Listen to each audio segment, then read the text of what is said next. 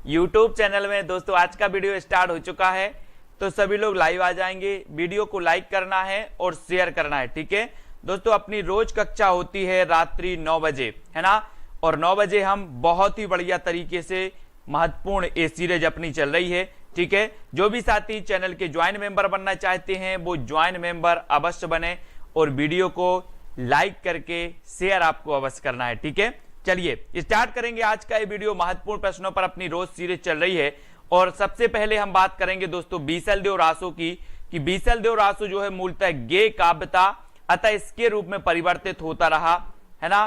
यह प्रेम एवं श्रृंगार से परिपूर्ण काव्य था बीसलदेव रासो, ठीक है। इसमें भोज परमार की पुत्री राजमती और अजमेर के चौहान राजा बीसलदेव तृतीय के विवाह से संबंधित है। यहीं से क्वेश्चन बन जाता है और आपसे पूछा जाता है दोस्तों कि अजमेर के शासक से संबंधित जो रचना है वो रचना कौन सी है, तब हमें बताना होता है, ठीक है। तो आपको यहां पर बताना है अजमेर के शासक से संबंधित जो रचना है वो कौन सी है, बीसलदेव रासो है, ठीक है। विवाह एवं पुनर्मिलन की कथा सरस शैली में यहां पर प्रस्तुत की गई है और रचना नरपति नाल ने 1155 ईस्वी में की थी। बीसलदेव रासो आदिकाल का श्रेष्ठ काव्य कृति है और बीसलदेव रासो की श्रृंगार परंपरा का आदिकाल में ही अंत हो गया। क्या हो गया आदिकाल में, और विद्यापति से होती हुई है परंपरा भक्ति काल और रीति काल में जाकर इसका सरस श्रृंगार काव्य रूप में चरम विकास हुआ और बीसलदेव रासो में हिंदी काव्य में प्रयुक्त होने वाला 12 मासा वर्णन किया गया है। इतनी चीज तो आप लोगों के लिए क्लियर है दोस्तों काय के बारे में, बीसलदेव रासो के बारे में, ठीक है। अब बीसलदेव रासो के बारे में कितने क्वेश्चन आपके बनते हैं वो हम देखेंगे। सबसे पहला क्वेश्चन तो यही बनता है कि बीसलदेव रासो के रचयिता कौन है। बीसलदेव रासो के रचयिता कौन है, तो जल्दी से आपको बताना है फटाफट से। यश जी, पुष्पा जी, फतेह सिंह जी, प्रश्न क्रमांक 67, बीसलदेव रासो के रचयिता कौन माने जाते हैं। और मैंने कई बार आपको याद करवाया, बोले सर परमार रासो तो जगनिक की है ना, पयोम चरयू तो स्वयंभू की है ना, पृथ्वीराज रासो तो चंद्रबरदाई जी की है और नरपति नाल की जो रचना है वो कौन सी है, बीसलदेव रासो। अब आपको याद रख लेना है बीसलदेव रासो के में। निकिता जी, बीसलदेव रासो के रचयिता एक कई बार ग्रंथ पूछा गया है, इसलिए इसको याद रखेंगे, रट लेंगे, इसको रट लेंगे, ठीक है। रासो ग्रंथों में कौन सा काव्य एक प्रेम काव्य या श्रृंगार काव्य है। रासो ग्रंथों में कौन सा काव्य प्रेम काव्य एवं श्रृंगार काव्य है दोस्तों। प्रेम काव्य एवं श्रृंगार काव्य हमें बताना है। 4 विकल्प भी हमारे सामने मौजूद हैं, सभी लोग बताएंगे। सभी लोग लाइक जरूर कर देना, वीडियो को लाइक आपको अवश्य करना है। टीजीटी पीजीटी वालों के लिए सुबह 7 बजे एक क्लास आ रही है, सुबह 9:30 बजे एक क्लास आ रही है, 11 बजे एक हिंदी साहित्य की क्लास आ रही है। उन क्लासों को देखना ना भूलें मेरे सभी भाई, है ना। और जो भी भाई ज्वाइन मेंबर बन सकते हैं वो ज्वाइन मेंबर बन के 5 बजे की क्लास भी अटेंड कर सकते हैं। और यहां पर हमने पढ़ा था कि सर प्रेम काव्य एवं श्रृंगार काव्य जो है वो बीसलदेव रासो है, जिसकी रचना नरपति नाल ने की थी और ये अजमेर के शासक से संबंधित है, ये भी आपको याद रख लेनी है, ठीक है। बीसलदेव रासो, ठीक है। किस रासो काव्य का मूल वर्ण विषय वीर रस ना होकर श्रृंगार रस है। देखो इस प्रकार से क्वेश्चन भी पूछा गया कि किस रासो काव्य का मूल वर्ण विषय वीर रस ना होकर के श्रृंगार रस है, तो किसका है, किसका है दोस्तों, बीसलदेव रासो का। बीसलदेव रासो का है, यानी कि सी नंबर यहां पर आपका बिल्कुल सही हो जाएगा। इस प्रकार से प्रश्न जो पूछे गए हैं उस पर रोज चर्चा यहां पर की जा रही है और 1 तारीख से टीजीटी वालों का स्पेशल बैच प्रारंभ हो जाएगा, तो सभी लोग ज्वाइन मेंबर बन जाएं। राजमती से रूटकर बीसलदेव कहां गया, राजमती से रूटकर बीसलदेव कहां गया था, एक क्वेश्चन भी पूछा गया है। कहां गया था, कर्नाटक, उड़ीसा, आंध्र प्रदेश या फिर तमिलनाडु। आपको पता है दोस्तों, आपको पता है कि रामचंद्र शुक्ल ने 12 ग्रंथों के आधार पर जो है क्या की है, आदिकाल को वीर गाथा काल बताया था। राजमती से रूटकर बीसलदेव कहां गया था, तो ये उड़ीसा गया था। उड़ीसा कहां गया था, उड़ीसा। उड़ीसा बी नंबर आपको बिल्कुल सही होगा, ठीक है। बीसलदेव रासो में राजा भोज परमार की पुत्री राजमती और अजमेर के चौहान बीसल देव तृतीय के विवाह का वियोग और पुनर्मिलन का वर्णन इसमें किया गया है। ये आपको याद रख लेना है, ठीक है। किस रासो ग्रंथ को आला खंड के नाम से भी जाना जाता है? ये सारे प्रश्न, बहुत सारे प्रश्न हैं जो आपको आते भी होंगे, आपने पढ़े भी होंगे और आप फिर से पढ़ रहे हो, मतलब आपका रिवाइज हो रहा है, रिवीजन हो रहा है। तो ये प्रश्न आपसे बनना चाहिए, ठीक है। हितेश जी, बात करना है व्हाट्सएप पर, नीचे नंबर चल रहा है, उस पर आप व्हाट्सएप पर मैसेज डाल सकते हैं। किस रासो ग्रंथ को आला खंड के नाम से जाना जाता है? प्रश्न क्रमांक 72 आपको बताना है। बहुत ही बढ़िया प्रश्न है, ये भी प्रश्न कई बार पूछा गया है। किस रासो ग्रंथ को आला खंड के नाम से जाना जाता है? तब आपको बताना है कि सर जो जगनिक का परमाल रासो है, जगनिक का परमाल रासो, इसे आला खंड के नाम से जाना जाता है ना। और मैंने याद करवाया था कि परमाल यानी कि दूसरों का माल अगर आपको लेना है, चोर क्या करते हैं? दूसरों का माल चुराते हैं, तो वो रात में जगते हैं, जगते से बनेगा जगनिक, जगते हैं तो जगनिक, और जगनिक की है परमाल रासो, आला खंड नाम जिसे है जाना जाता है। एक खुमाण रासो भी याद कर लेना, खुमाण रासो दलपति विजय की, ठीक है। इनको याद रखेंगे, है ना, ये भी सभी को याद रखना है दोस्तों। 1865 ईस्वी में चार्ल्स इलियट ने जिसे आला खंड का प्रकाशन कराया था, आला खंड नाम से 1865 में, ये भी याद रखेंगे। अगला क्वेश्चन है, उत्तर प्रदेश में आला खंड के नाम से कौन सा काव्य प्रचलित है? कौन सा काव्य प्रचलित है दोस्तों? नंबर चल रहा है, नीचे लाइन देखो, जो लाइन चल रही है उसमें नंबर चल रहा है। जिसको भी लगता है वो व्हाट्सएप पर बात भी कर सकता है, ठीक है। उत्तर प्रदेश में आला खंड के नाम से कौन सा काव्य प्रचलित है? हमीर रासो, है ना, परमाल रासो, खुमाण रासो या पृथ्वीराज रासो? उत्तर प्रदेश में आला खंड के नाम से जो प्रचलित है वो कौन सा है? वो कौन सा है? परमाल रासो, यानी बी नंबर आपका बिल्कुल सही हो जाएगा, बी नंबर, ठीक है, बिल्कुल सही है, बी नंबर आपका सही हो जाएगा। अगला देख लेते हैं, अगला पढ़ लेते हैं। आला और उदल के चरित्र को वीर गीतात्मक काव्य के रूप में रचने वाले कवि कौन है? देखो किस प्रकार से आपके कई प्रकार से प्रश्न पूछे जा रहे हैं, अलग अलग प्रकार से। आला और उदल के चरित्र को वीर गीतात्मक काव्य के रूप में रचने वाले कवि कौन है? इससे पहले दोस्तों अपन ने क्या किया है? इससे पहले एक वीडियो बनाया था कि आपको पुस्तक कौन सी लेनी है। अगर आपको पुस्तक अच्छी लगती है, जाकर के एक बार आप चेक कर लें, अच्छी लगती है तो आप जरूर खरीदें। मैंने आपको पुस्तकें बता दी हैं टीजीटी पीजीटी के लिए, है ना, नेट के लिए। आला और उदल के चरित्र को वीर गीतात्मक काव्य के रूप में रचने वाले कवि कौन है? तो आपका सही उत्तर होगा जगनिक, है ना, जगनिक, यानी सी नंबर आपका सही है। कई प्रकार से ये प्रश्न पूछा जाएगा, सभी प्रश्नों के लिए हमें तैयार रहना है मेरे दोस्तों, मेरे भाइयों। आला खंड नामक काव्य ग्रंथ का दूसरा नाम क्या है? कितनी बार क्वेश्चन पूछा गया आला खंड? आला खंड कई बार पूछा गया दोस्तों, और आला खंड नाम से जाना जाता है परमाल रासो। कौन सा जाना जाता है? परमाल रासो, ठीक है। फिर पूछा गया कि आला खंड का दूसरा नाम क्या है? तो दूसरा नाम देखो, ये टीजीटी 2001 में पूछा गया था, ये पीजीटी 2002 में पूछा गया। आला खंड मतलब आला खंड से या परमाल रासो से एक क्वेश्चन बनता ही है। परमाल रासो काव्य कृति का कवि कौन है? ये टीजीटी 2001 में पूछा गया था, परमाल रासो काव्य कृति के कवि का नाम, ठीक है। तो आपको याद करना है, आला और उदल नामक दो वीर सरदारों की वीरतापूर्ण लड़ाइयों का वर्णन मिलता है, तो ये मिलता है किसमें? परमाल रासो में। इन प्रश्नों के प्रकार आपको देखते जाना है, किस किस प्रकार से ये प्रश्न पूछे जाते हैं। इन सभी प्रश्नों के लिए हमें क्या रहना है?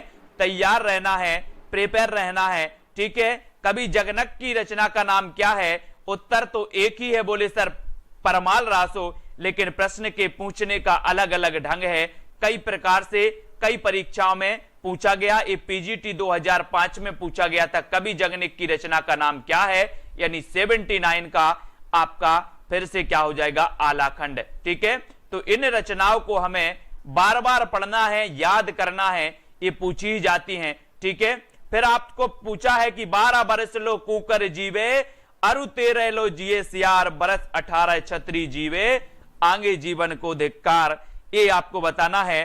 कि ये जो पंक्ति है वो कहां से ली गई है। पंक्तियां भी आपसे पूछी जाती हैं, पंक्तियों को भी आपने पढ़ना है। मैंने पंक्तियों की ट्रिक बताई थी दोस्तों, 12 वर्ष लो कुकर जीबे अर 13 लो जिए सियार, ये भी आपकी कहां से ली गई है।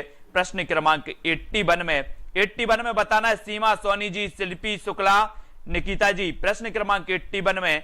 और जो भी साथी स्पेशल क्लास 5 बजे वाली लेना चाहते हैं मेरे दोस्तों, वो ज्वाइन मेंबर जरूर बन जाएं, है ना। आप ज्वाइन मेंबर बन के ज्वाइन व्हाट्सएप ग्रुप में जुड़ सकते हैं। और ये आला खंड से ही ली गई है, यानी डी नंबर आपका बिल्कुल सही हो जाएगा, ठीक है। और प्रयुक्त पंक्ति रचित परमार रासों से ली गई है, इतना तो आपको पता ही है। वीरगाथा काल के प्रसिद्ध प्रबंध काव्य का क्या नाम है। प्रबंध काव्य आपको पता होगा दोस्तों, प्रबंध काव्य के 2 भेद होते हैं, एक होता है खंड काव्य और एक होता है महाकाव्य, ठीक है। तो वीरगाथा काल के प्रसिद्ध बताना है, वीरगाथा काल के प्रसिद्ध काव्य का क्या नाम है। प्रश्न क्रमांक 82 में पद्मावत नाम है, कामायनी नाम है, पृथ्वीराज रासो है या फिर रामचरितमानस है। तो क्या नाम है, सभी को चयन करना है, सभी लोग बताएंगे। और बहुत सारे लोगों को मैंने वो वीडियो दिए हैं, 125 वीडियो दिए हैं, 25 घंटे वाले वीडियो दिए हैं। जिसको भी अभी वीडियो नहीं मिले हैं वो व्हाट्सएप करें, सभी को लिंक मिल जाएगी, ठीक है। वीरगाथा काल के प्रसिद्ध प्रबंध काव्य का नाम है पृथ्वीराज रासो और ये महाकाव्य माना जाता है पृथ्वीराज रासो, है ना। ये भी आपको याद रख लेना। एक क्वेश्चन और पूछा जाता है दोस्तों कि छंदों का अजायब घर किसे कहा जाता है। तो छंदों का अजायब घर रामचंद्रिका को कहा जाता है। ये तो आपको पता है कि सर रामचंद्रिका को छंदों का अजायब घर कहा जाता है। लेकिन अगर क्वेश्चन आपसे पूछा जाए कि आदि काल में छंदों का अजायब घर किसे कहा जाता है, तो आदि काल में पृथ्वीराज रासो को छंदों का अजायब घर कहा जाता है। और रामचंद्रिका केशव दास की ये रचना मानी जाती है, ये भक्ति कालीन रचना है, लेकिन इसे छंदों का अजायब घर कहा जाता है ना। इसको भी आपको याद रख लेना है। वीरगाथा काल का प्रसिद्ध प्रबंध काव्य पृथ्वीराज रासो है, जिसे आचार्य शुक्ल ने हिंदी का प्रथम महाकाव्य तथा इसके रचयिता चंद्रबरदाई को हिंदी का प्रथम कवि माना है, ठीक है। पृथ्वीराज रासो के 4 पृथ्वीराज रासो के 4 संस्करण प्रसिद्ध हैं। सबसे बड़े संस्करण का प्रकाशन नागरी प्रचारणी सभा काशी से हुआ। इसकी हस्तलिपि प्रतियां उदयपुर के संग्रहालय में सुरक्षित रखी हुई हैं। यह भी आपको याद रख लेना है। 1585 ईस्वी में लिखित प्रति के आधार पर रासो का संपादन कराया गया था। 69 इसमें समय है, 69 समय है, ये भी आपको याद रख लेना है, ठीक है ना। और दोस्तों ये आपका पृथ्वीराज चौहान के दरबारी कवि थे कौन, चंद्रबरदाई। ये तो सभी को पता है, ये चीजें महत्वपूर्ण हैं जो मैंने आप तक प्रेषित कर दी।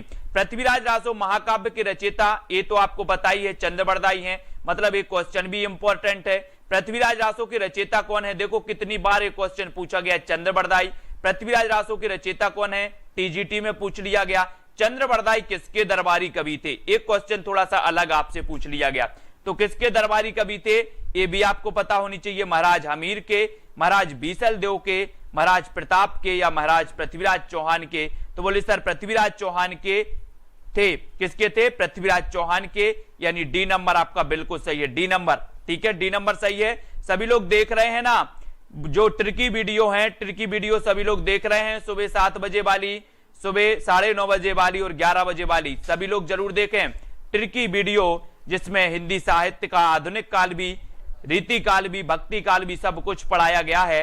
पृथ्वीराज रासो किस कवि की रचना है, ये कई बार पूछा गया है दोस्तों। जितनी बार पूछा गया उतनी बार यहां पर दिया गया, टीजीटी, पीजीटी, नेट आदि में, ठीक है। हिंदी का प्रथम महाकाव्य किस रचना को माना जाता है, कामायनी को, साकेत को, पृथ्वीराज रासो या रामचरितमानस को। प्रथम महाकाव्य ज्योति कुमावत, सुशील जी, कल्पना जी, रोमा जी, सभी को धन्यवाद। जिसमें जो इमोजी दिख रहा है ना दोस्तों, एलटी ग्रेड से हो, बहुत बढ़िया। उत्तराखंड एलटी ग्रेड का भी मैं कुछ समझ रहा हूं, है ना, सिलेबस देख करके उनका भी कुछ करवाऊंगा, जरूर करवाऊंगा मेरे सभी भाइयों का। और हिंदी का प्रथम महाकाव्य किस रचना को माना जाता है, तो ये रचना भी कौन सी है, पृथ्वीराज रासो, ठीक है। कामायनी ये जयशंकर प्रसाद का है, ठीक है, ये भी आपको याद रख लेना है। 1935 में ये प्रकाशित हुआ था। साकेत भी आपको पता होगा, ठीक है, ये भी महाकाव्य है।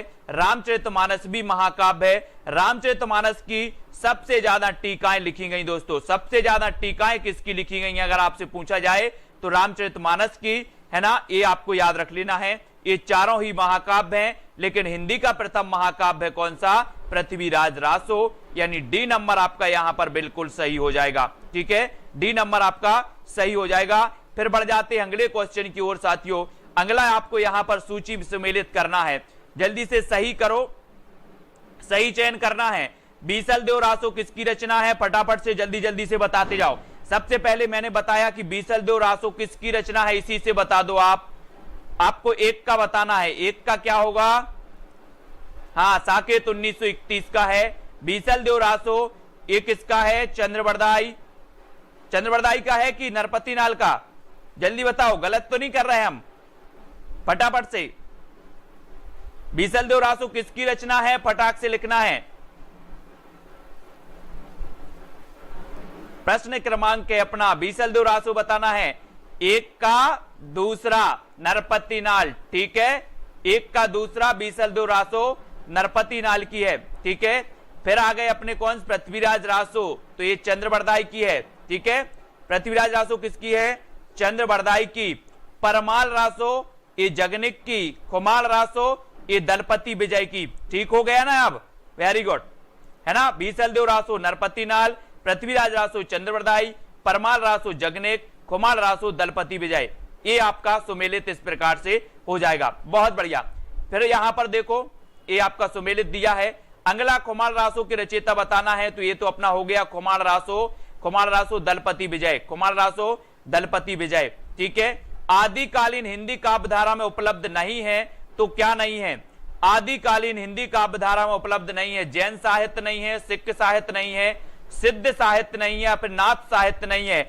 आप शुरुआत से पढ़ रहे हैं, पूरे बने रहें दोस्तों, वीडियो को लाइक करते रहें, है ना, आपको बने रहना है। पूरे वीडियो अगर आपने देख लिया तो अधिकांश प्रश्न तो आपके वैसे भी कवर हो जाएंगे, और फिर जब आपका टीजीटी पीजीटी वालों का नोटिफिकेशन आएगा, तब तक बहुत सारी चीजें हम पढ़ चुके होंगे, बहुत सारी चीजें याद कर चुके होंगे। आदिकालीन हिंदी काव्यधारा में उपलब्ध नहीं है, तो क्या नहीं है ये आपको बताना है, और आपका उत्तर होगा सिख साहित्य। देखो, हमने आदिकाल में क्या पढ़ा था? जैन साहित्य पढ़ा था, सिद्ध साहित्य पढ़ा था, नाथ साहित्य भी पढ़ा था, लेकिन हमने सिख साहित्य नहीं पढ़ा। यानी कि आपका सी नंबर क्या हो जाएगा?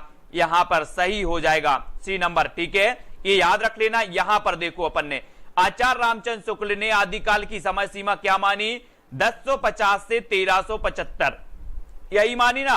आचार्य रामचंद्र शुक्ल ने वीर गाथा काल का नाम दिया, इसका चारण काल, सिद्ध सामंत काल, अन्य नामों से भी उसे उल्लेखित किया गया।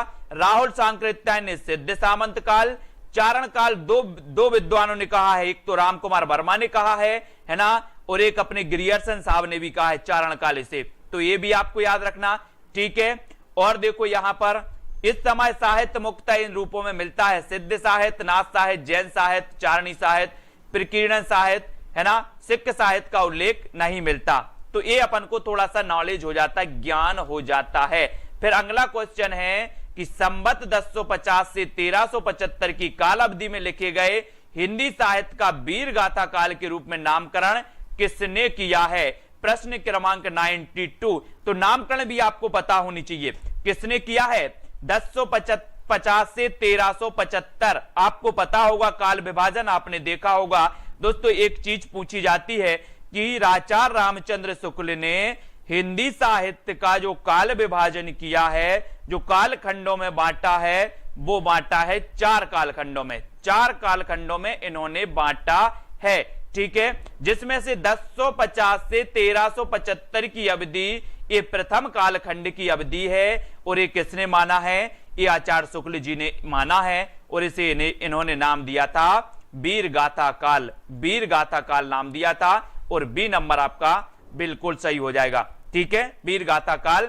और 1375 से 1700 की अवधि को इन्होंने क्या कहा था?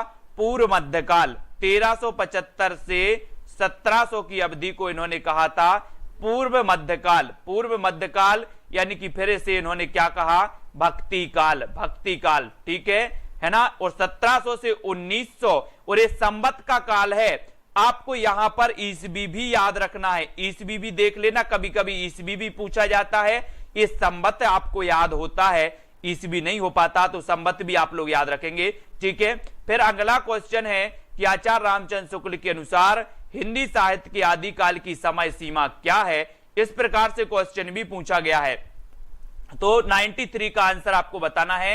आचार्य रामचंद्र शुक्ल के अनुसार हिंदी साहित्य के आदिकाल की समय सीमा क्या मानी जाती है, समय सीमा बतानी है। तो समय सीमा हमने पढ़ ली थी। बोले सर आचार्य रामचंद्र शुक्ल की बात हो रही है तो ये विक्रम संवत। अब देखो कैसे कंफ्यूज हो रहे हैं, कंफ्यूज नहीं हो रहे हैं, है ना।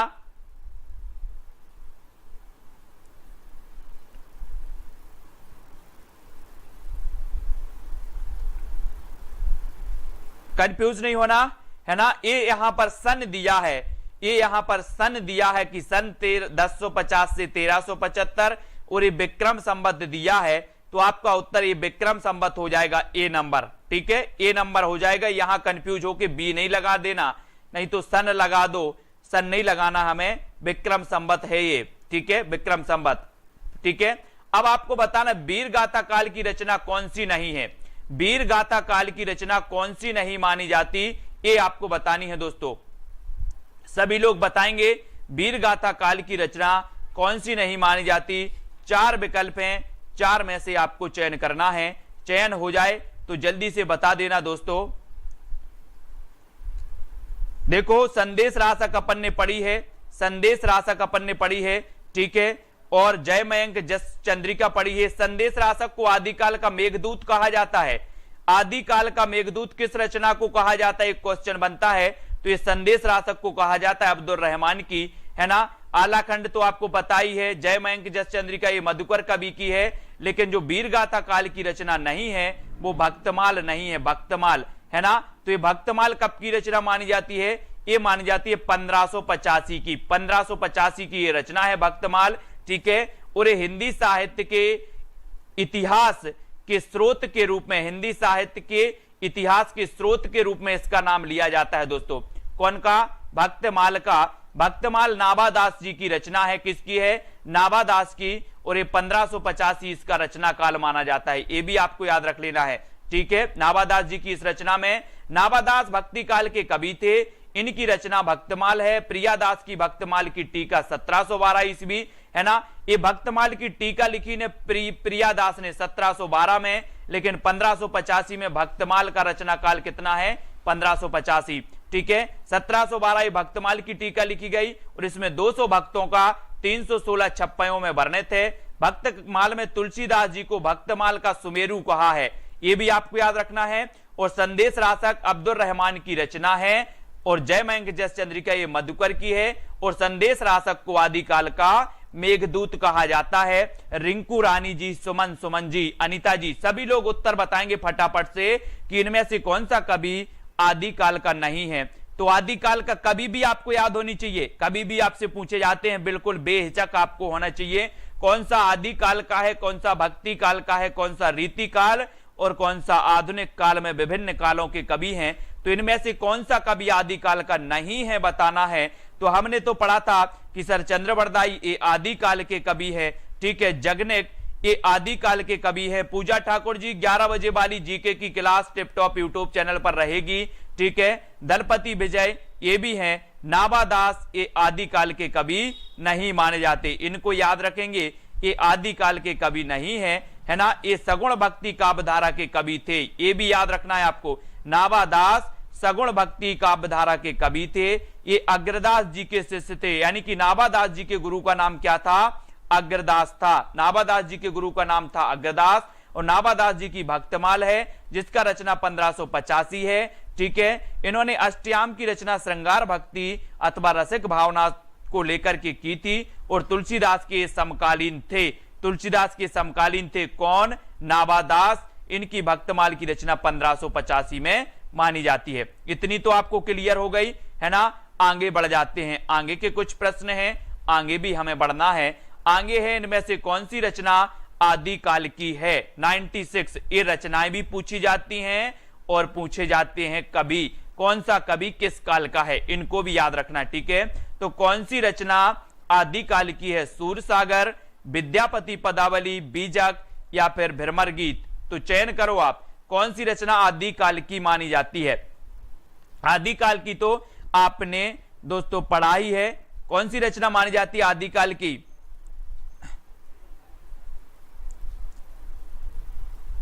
प्रश्न क्रमांक सोनू सिंह जी, नहीं ज्वाइन मेंबर का नहीं, सभी का नाम लेते हैं बीच बीच में, है ना। इनमें से कौन सी रचना आदिकाल की है? तो आदिकाल की कौन सी है? विद्यापति पदावली, है ना। विद्यापति पदावली एक इनकी पंक्ति है कि मिठो मिठो बोल थारो काय बिगड़े, काय बिगड़े थारो काय बिगड़े, ठीक है। मिठो मिठो बोल थारो काय बिगड़े विद्यापति जी की एक पंक्ति मानी जाती है। और विद्यापति पदावली दोस्तों इनकी रचनाएं कौन कौन सी? 3 रचनाएं आपको याद रख लेना विद्यापति जी की। कौन कौन सी याद रखोगे विद्यापति जी की? एक तो पदावली है, पदावली मैथिली भाषा में है, पदावली इनकी मैथिली भाषा में विद्यापति जी की। कीर्ति लता और कीर्ति पताका इनकी 2 रचना अबहट्ट भाषा में है। किसमें है? अबहट्ट में है, इनको भी याद रखना है, ठीक है। पदावली आदिकाल की रचना मानी जाती है जो विद्यापति द्वारा रचित कृष्ण भक्ति श्रृंगार से परिपूर्ण है। इसमें राधा कृष्ण की प्रेम लीलाओं का वर्णन किया गया है। याद रखें, आदिकालीन साहित्य का प्रमुख रस कौन सा है? 97 आदिकालीन साहित्य का प्रमुख रस कौन सा माना जाता है? ये बताना है, जल्दी से बताएंगे आप लोग। शांत है, हास्य है, करुण है या फिर वीर है? प्रश्न क्रमांक 97 और 97 का आपका सही क्या हो जाएगा? दोस्तों इसी प्रकार से बने रहना है। भाग्यश्री जी नेट की होती है, ज्वाइन मेंबर के लिए होती है, नेट एग्जाम के लिए, है ना। ज्वाइन मेंबर वाले सभी लोग कर रहे हैं। और आदिकालीन साहित्य का प्रमुख रस है तो डी नंबर यानी वीर रस। आदिकालीन साहित्य का प्रमुख रस वीर रस है, इसलिए इस समय को, इस काल को वीर गाथा काल कहा, ठीक है। वीर गाथा काल, ये चीज भी आपको याद रखनी है, ठीक है। बहुत बढ़िया, ये आपको याद रखना है दोस्तों। आदिकालीन साहित्य का प्रमुख रस कौन सा है? वीर रस है, ठीक है। आचार्य रामचंद्र शुक्ल ने आदिकाल का नाम वीर गाथा काल रखा है। इस नामकरण का आधार स्पष्ट करते हुए वे लिखते हैं कि आदिकाल की इस दीर्घ परंपरा के बीच प्रथम 150 वर्ष के भीतर तो रचना की किसी विशेष प्रवृत्ति का निश्चय नहीं होता। धर्म, नीति, वीर सब प्रकार की रचनाएं दोहों में मिलती हैं, ठीक है। ये इन्होंने एक वो दिया था। विद्यापति ने कुल कितने ग्रंथों की रचना की? मोस्ट इंपॉर्टेंट रचना है दोस्तों, बहुत ही बढ़िया है। विद्यापति जी ने कुल कितने ग्रंथों की रचना की है? वैसे हमें पता है कि 2 अबहट्ट में, 1 पदावली में, बाकी संस्कृत में इन्होंने रचनाएं की हैं। ये क्वेश्चन पूछा जाता है, यानी कि इसमें IMP लगा लेना, IMP। विद्यापति ने कुल कितने ग्रंथों की रचना की है तो आपको बताना है, चयन करना है आपका। कपिल कुमार जी, उत्तर क्या हो जाएगा? प्रश्न क्रमांक 98 का विद्यापति ने कुल कितने ग्रंथों की रचना की है? तो इन्होंने की है दोस्तों 14 ग्रंथों की। कितने? 14 ग्रंथों की। 14 ग्रंथों की, 1 4 1 और 4 14 होते हैं। और 14 ग्रंथों की इन्होंने रचना की है ना। 2 अबहट्ट में, 1 मैथिली में, बाकी संस्कृत में। ये आपको याद रखने ना। डी नंबर आपका बिल्कुल सही है। क्वेश्चन कई बार पूछा गया। विद्यापति की अधिकांश रचना संस्कृत एवं अबहट्ट में है। कीर्ति लता और कीर्ति पताका इनकी अबहट्ट में है। तीसरी रचना पदावली मैथिली में है, ठीक है। और जिसकी ब्रजभाषा मिश्रित मैथिली कहलाती है। ये सभी याद रखेंगे इनके बारे में, ठीक है। यहां पर एक चीज और आया है कि कीर्ति लता ऐतिहासिक महत्व का छोटा सा प्रबंध काव्य है। इसकी भाषा कैसी है दोस्तों? अबहट्ट है, अबहट्ट। इसको हम याद रखेंगे, अबहट्ट को, ठीक है। और सभी लोग वीडियो को लाइक कर देना और फटाफट से अपन को बहुत मस्ती से पढ़ना है अब, है ना। मस्ती से जब हम पढ़ते हैं तो बहुत सारी चीजें याद भी हो जाती हैं, और जब याद होती हैं तो एग्जाम भी क्वालिफाई होना बिल्कुल सही है। विद्यापति के पद किस भाषा में रचित हैं? 99 किस भाषा में रचित हैं विद्यापति के पद? पद बताना है, पहाड़ी, अवधी, पिंगल या फिर मैथिली। दोस्तों आपको पता होगा कि संविधान की 8वीं अनुसूची में 8वीं जो अनुसूची है वो भाषाओं से संबंधित है, जिसमें 22 भाषाएं वर्णित हैं। 22 भाषाओं को मान्यता दी गई है। 22 भाषाओं को मान्यता दी गई है। हिंदी की एकमात्र ऐसी भाषा है मैथिली। हिंदी की एकमात्र ऐसी भाषा बोली है मैथिली, जिसे हिंदी के अलावा मैथिली को भी 8वीं अनुसूची में स्थान दिया गया। ये भी आपको याद रख लेना है, ठीक है। बाकी आपकी ना अवधी, ना भोजपुरी, ना आपकी दोस्तों कौन सी खड़ी बोली, किसी को नहीं मिला 8वीं अनुसूची में। मैथिली को जरूर मिला है ना। और विद्यापति के पद की जो भाषा वो है वो मैथिली है, मैथिली। इसको भी याद रखेंगे, मैथिली को, ठीक है। विद्यापति की कौन सी रचना अभी तक संपादित होकर प्रकाशित नहीं हुई? तो बताना है ये संपादित होकर प्रकाशित नहीं हुई है। मोस्ट इंपॉर्टेंट, बहुत बढ़िया प्रश्न है। विद्यापति की कौन सी रचना अभी तक संपादित होकर प्रकाशित नहीं हुई है? तो वो रचना है कौन सी? कीर्ति पताका। कौन सी रचना है? कीर्ति पताका, कीर्ति लता। आप कैसे याद रखोगे? पद लता पताका, पद लता पताका, पद लता पताका, ये विद्यापति की हैं, सभी को पता है। विद्यापति इसमें से किस रचना के आधार पर मैथिल कोकिल कहलाए? आपको पता है कि इन्हें मैथिल कोकिल कहा जाता था, विद्यापति को, है ना, मैथिल कोकिल। और किस रचना के आधार पर ये कहलाए, ये भी आपको बतानी है। तो कमेंट में फटाफट से ब्रजेश जी लिखना है, राजेश जी, विद्यापति इनमें से किस रचना के आधार पर मैथिल कोकिल कहलाए? तो वो रचना है कौन सी? पदावली। बिल्कुल सही आंसर आया, पदावली के आधार पर। इंपॉर्टेंट क्वेश्चन है, भूलना नहीं सभी लोग, ठीक है। सभी लोग लाइक कर देना, सब्सक्राइब कर लेना चैनल को। बहुत सारी रचनाएं, सुबह 7 बजे वाली जो रचना है, एक वीडियो आती है सुबह 7 बजे ट्रिकी वीडियो, फिर दूसरी वीडियो आती है सुबह 9:30 बजे, तीसरी वीडियो हिंदी साहित्य की 11 बजे आती है, चौथी वीडियो आती है शाम को 5 बजे ज्वाइन मेंबर के लिए केवल, ठीक है, और 5वीं आती है आपकी 9 बजे।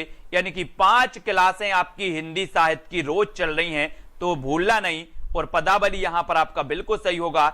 आचार्य रामचंद्र शुक्ल ने हिंदी साहित्य के इतिहास में लिखा है कि विद्यापति जिसकी रचना के कारण मैथिल कोकिल कहलाए, वह रचना है पदावली। इन्होंने अपने समय की प्रचलित मैथिली भाषा का व्यवहार किया, और विद्यापति पद के अधिकतर श्रृंगार के ही हैं, जिनमें नायिका और नायक राधा कृष्ण हैं विद्यापति के में, ठीक है। तो ये याद रखना। देसिल बयना सब जन मिठा, ये पंक्ति तो कई बार पूछी गई दोस्तों, चाहे नेट एग्जाम हो, चाहे टेट एग्जाम हो, सिद्धार्थ शुक्ल जी, चाहे नेट हो, चाहे पीजीटी हो, चाहे टेट हो, चाहे आरपीएससी, कोई भी एग्जाम हो, ये पंक्ति कहीं नहीं छूटी। देसिल बयना सब जन मिठा, है ना, मिठा से बना क्या? मिठा, मिठा बोल। मैंने यही करवाया था याद, यहां पर आया था दोस्तों मिठा, यहां पर आया था क्या? मिठा। और मैंने आपको एक सॉन्ग सुनाया था कि मिठा मिठा बोल थारो कई बिगड़े, जिसमें विद्या होगी, जिसमें विद्या होगी वो मीठा मीठा बोलेगा, जिसमें विद्या होगी वो मीठा मीठा बोलेगा। तो ये मिठा आया यहां पर, मिठा। तो ये विद्यापति जी है, मिठा, ए नंबर, ठीक है। विद्या होगी तो मिठा मिठा बोलेंगे, नहीं होगी तो कड़वा बोलेंगे, कर्कश बोलेंगे, है ना। अब प्रस्तुत उक्ति की जिसका अर्थ क्या है कि अपना देश या अपनी भाषा सबको मीठी लगती है, इसलिए अपन को मीठी भाषा ही बोलना है, यही जानकर मैंने इसकी रचना की है। कवि कोकिल विद्यापति का पूरा नाम विद्यापति ठाकुर था, विद्यापति ठाकुर, है ना। इन्हें कोकिल, कवि कोकिल भी कहा जाता था, ये भी आपको याद रख लेना है। और देसिल बयना सब जन मिठा, मिठा मिठा बोल थारो काय बिगड़े, है ना, इसलिए मिठा मिठा बोलना है, सभी को अच्छा लगना चाहिए। कौन सा कवि अभिनव जयदेव की उपाधि से विभूषित हुआ? 103 का आंसर बताना है। विद्यापति, सूरदास, कोम्मनदास या फिर नंददास? जल्दी से बताना है। अमित कुमार जी बिल्कुल सही है। कौन सा कवि अभिनव जयदेव की उपाधि से विभूषित हुआ? नीचे जो नंबर चल रहा है दोस्तों, इस नंबर पर आप मैसेज कर देना, तो आपको टेलीग्राम ग्रुप की लिंक मिल जाएगी, और जो भी साथी ज्वाइन होना चाहते वो ज्वाइन हो जाना, ठीक है। और कौन सा कवि अभिनय जयदेव की उपाधि से विभूषित किया गया, है ना, तो आपका दोस्तों पता होगा कि कौन सा कवि अभिनय जयदेव की उपाधि से विभूषित किया गया। तो अभिनय जयदेव। और एक चीज और बता देना, यहां पर आ गया जयदेव, जयदेव।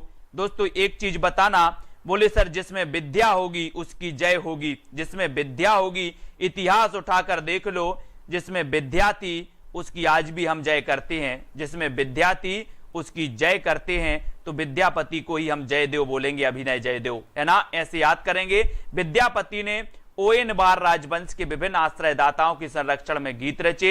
इनके गीतों के भाव वैशिष्ट माधुर गुण से प्रभावित होकर ओएन बार कुल शिरोमणि महाराज शिव सेन ने विद्यापति को, किसने कहा था? महाराज शिव सेन ने विद्यापति को अभिनय जयदेव की उपाधि दी थी। कभी क्वेश्चन अगर आपसे पूछ लिया जाए कि विद्यापति को अभिनव जयदेव की उपाधि किसने दी थी, तो महाराज शिव सेन ने। किसने दी थी? महाराज शिव सेन ने। इसको आप लोग नोट्स कर लेना कहीं भी, फिर अगला क्वेश्चन है, ये भी पूछा गया अभिनय जयदेव, ये कई बार पूछा गया है दोस्तों, इसको आप नोट्स कर लेंगे विद्यापति जी को, ठीक है। कौन सा नाम नाथपंथी साधकों में शामिल नहीं है?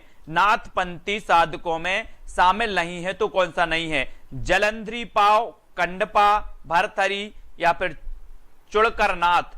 नाथ संप्रदाय आप लोग पढ़ते हैं, मच्छेंद्रनाथ, गोरखनाथ, है ना, ये सभी पढ़ते हैं। तो कौन सा नाम नाथपंथी साधकों में शामिल नहीं है तो कौन सा नहीं है, कमेंट में आपको लिख देना है।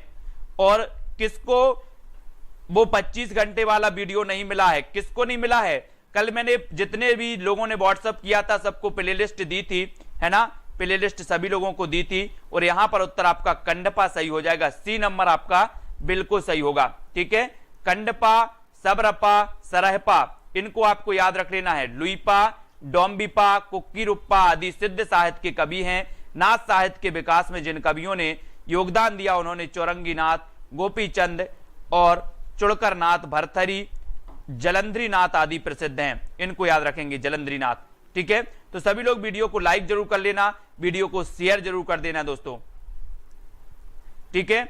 सभी लोग शेयर कर देना अपने मित्रों तक। और रोज अपनी 9 बजे क्लास होती है। मैं बोल रहा हूं कि 5 क्लासें हो रही हैं हिंदी साहित्य की। कितनी हो रही हैं? 5 क्लासें हो रही हैं। 5 क्लास आपको अटेंड करनी है। फिर अगला क्वेश्चन है आपका कि निम्न में से किसका संबंध सिद्ध साहित्य में नहीं है? सिद्ध साहित्य में नहीं है या सिद्ध साहित्य से नहीं है? सिद्ध साहित्य और नाथ साहित्य, सिद्ध साहित्य और नाथ साहित्य, है ना।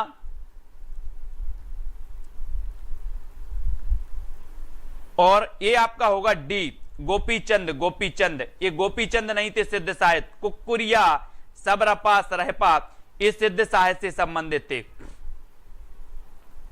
ठीक है।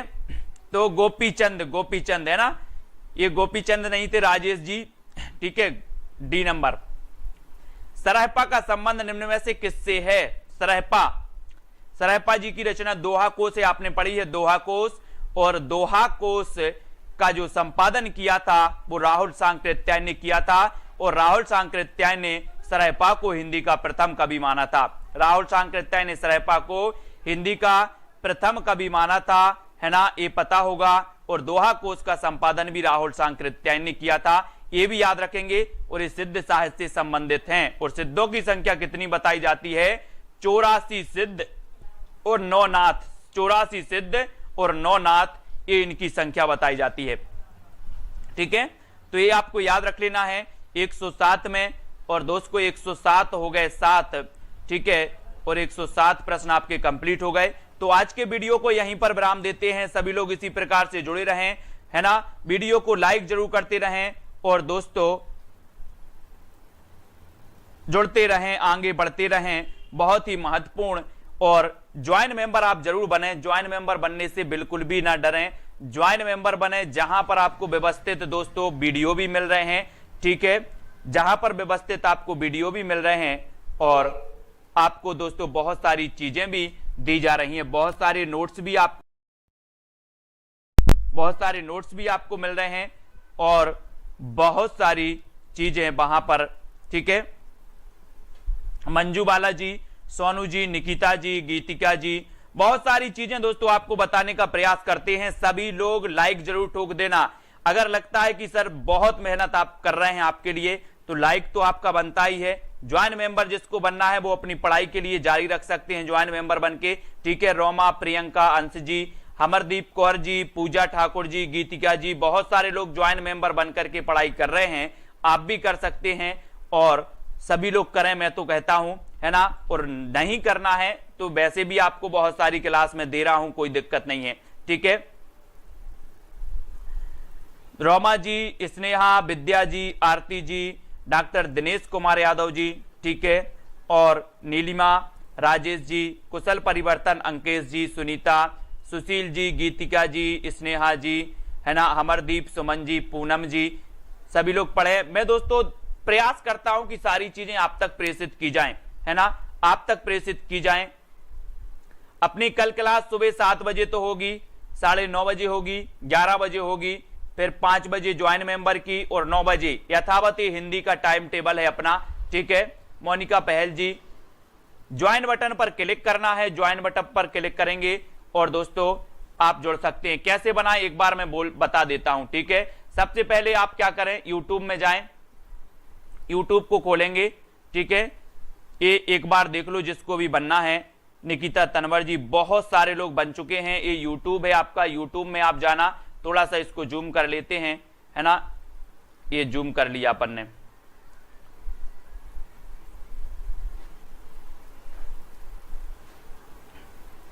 ये आपने जूम कर लिया दोस्तों, ठीक है। अब यहां पर आपको चैनल पर जाना है, चैनल पे सर्च करना है सेल्फ स्टडी क्लासेस, ठीक है। ये आपको यहां पर ज्वाइन दिख रहा होगा, शामिल हो या फिर ज्वाइन, ठीक है। शामिल हो या ज्वाइन, इस पर क्लिक करो। आप क्लिक करोगे इस प्रकार का इंटरफेस, 3 प्लान आपको, silver plan, gold plan, diamond plan, इस प्रकार से दिखेंगे, ठीक है। तो आप कोई भी प्लान लेकर के आप ज्वाइन हो सकते हैं, है ना। और सभी लोग वीडियो को लाइक कर देना। इस प्रकार से आप करेंगे, जैसे मान के चलो ये गोल्ड प्लान आपने लिया है और गोल्ड प्लान लिया है और यहां पर इस पर क्लिक करें और शामिल हो पर आप करें, ठीक है। तो आपका इस प्रकार से इंटरफेस खुल जाएगा। यहां से आपको एटीएम, यहां से आपको एटीएम यानी कि डेबिट क्रेडिट कार्ड से आपको, क्रेडिट या डेबिट कार्ड से आपको यहां पर क्रेडिट कार्ड नंबर डालना है, फिर उसकी डेट डालना है और सीबीसी नंबर डालना है। पलट करके कार्ड के पीछे आपको सीबीसी नंबर मिल जाएगा, ठीक है।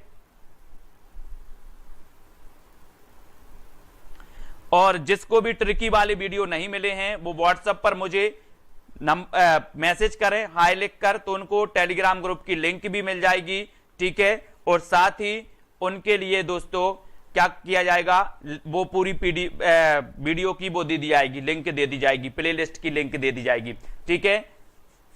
सीबीसी नंबर कहलाता है, एटीएम कार्ड को पलट के पीछे देखो, पीछे व्हाइट में आपको नंबर लिखा होगा, उसके लास्ट 3 डिजिट आपको ज्वाइन डालना है, ठीक है। तो दोस्तों आज के लिए वीडियो के लिए बस इतना ही। जिसको बनना है वो बन सकते हैं, वीडियो को लाइक और शेयर कर सकते हैं, ठीक है। सभी को कैसा लगा ये हमारा दोस्तों, और मैं निरंतर तो आपको इसी प्रकार से वीडियो देता रहूंगा। जुड़े रहें, लाइक करें, शेयर करें। आज के वीडियो के लिए बस इतना ही। जय हिंद। पुष्पलता, मोनिका, राधिका, है ना, और सभी को जय हिंद दोस्तों। सरिता जी, हेमा जी, मुकेश जी, स्टार, कृष्णा, प्रियंका जी, कल्पना जी, है ना, चंद्रधारी, बहुत बढ़िया, थैंक यू सभी को, धन्यवाद। मिलते हैं